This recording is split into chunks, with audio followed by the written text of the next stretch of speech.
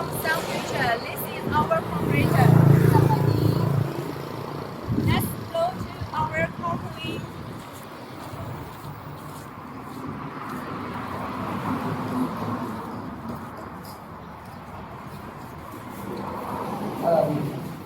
บริษัท Sun Future เนาะทางบริษัทของเพิ่นนี่มีประสบการณ์ตั้งแต่ปี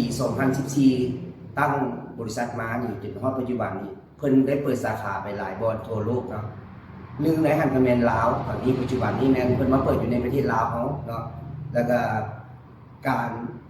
เซอร์วิสการบริการหลังการขายเพราะว่าเชื่อมั่นได้ว่าบริษัททั้ง Sun Future ของเขานี่มีการบริการหลังการขายและการให้ประกันที่เชื่อมั่นให้ลูกค้าได้เนาะ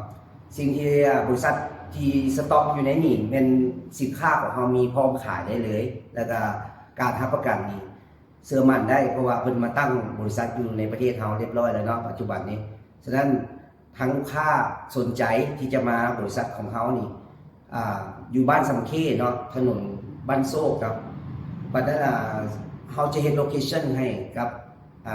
บริษัทเขาให้กับลูกค้าเพื่อลูกค้าสนใจที่จะเข้ามาเบิกสินค้าตัวจริงเนา